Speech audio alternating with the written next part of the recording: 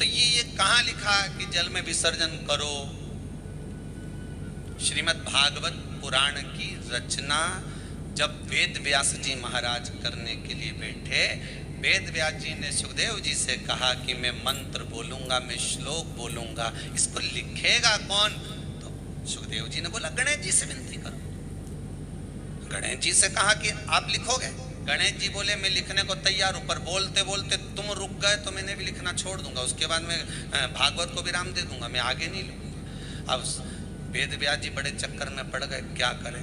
तो गणेश जी से कहा मेरे श्लोकों में कुछ गड़बड़ी हो सकती है, उसमें से गलती को छांटना पड़ेगा, फिर लिखना पड़ेगा। कितना सुंदर संबोधन श्री वेद व्यास जी ने कहा कि मैं श्लोक बोलूंगा आपको लिखने के लिए, उसमें मैं कुछ गलती करूंगा, उस गलती को छांटना है, तब श्लोक लिखना है। क्यों कहा वेद व्यास जी ने ये बात? गणेश जी भगवान है, वेद व्यास जी कहते हैं मैं तो संसारिक मनुष्य हूं ना, गलती तो कर सकता हूं। गलती कौन करता है? जम के बोलो, भगवान गलती करता है क्या? नहीं, गलती कौन करेगा? मनुष्य।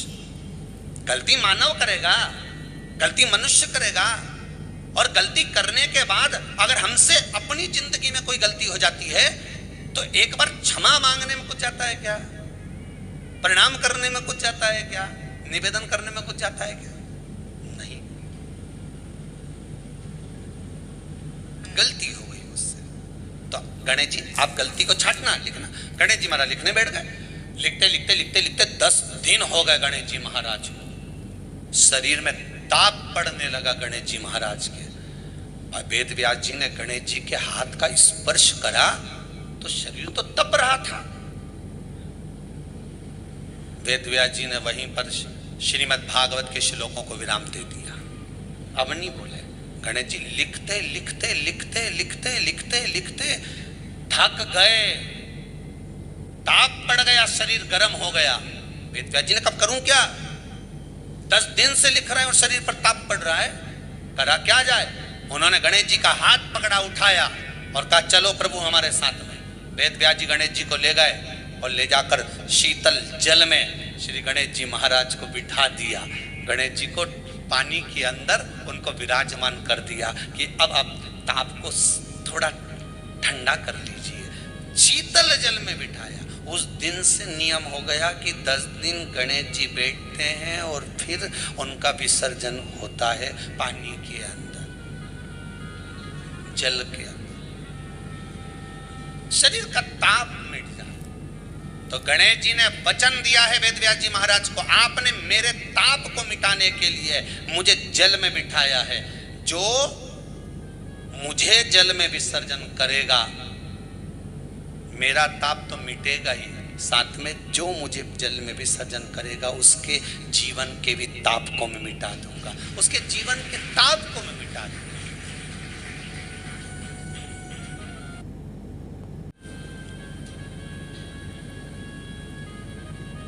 पर करो गणेश जी का विसर्जन, मना नहीं है वो, पर अच्छे से करो रे हो।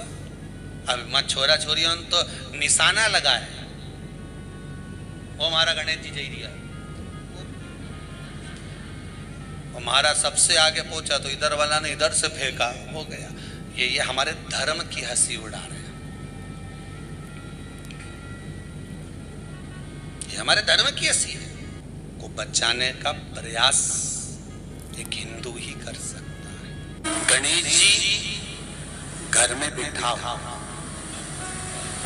बिठाते हो सब लोग? जम के बोलो, ठीक है। फिर गणेश जी का विसर्जन भी करते, पर जहां गणेश जी बिठाओ,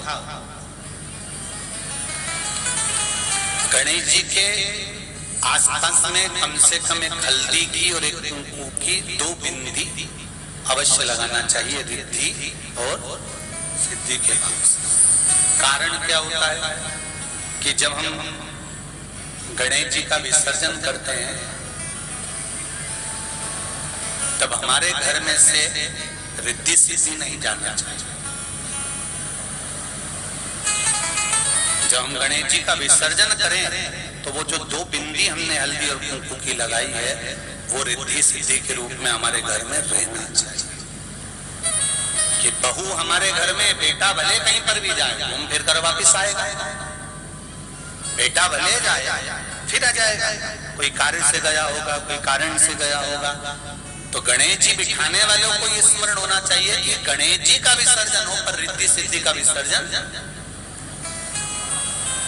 दो बिंदी जहां गणेश जी बिठाए उस दीवार पर हल्दी और कुंकू की लगा दीजिए कि रिद्धि सिद्धि हमारे घर में। गणेश जी वहां से उठ भी गए, गणेश जी वहां से चले भी गए, गणेश जी वहां से विसर्जन भी हो गए, तो रिद्धि सिद्धि हमारे घर में, क्योंकि बहू का घर में होना जरूरी है, रिद्धि सिद्धि का घर में होना जरूरी है। और जहां रिद्धि सिद्धि होगी गणेश जी वहां आएंगे निश्चित है। और नीवी आए तो फोन तो आ ही जाएगा। जहां बहू रहेगी मायके चली जाती है रक्षाबंधन पर, 30 त्योहार पर, तो क्या बेरू फोन नहीं लगाए जगदम्बा को, बोले फोन तो जाएगा।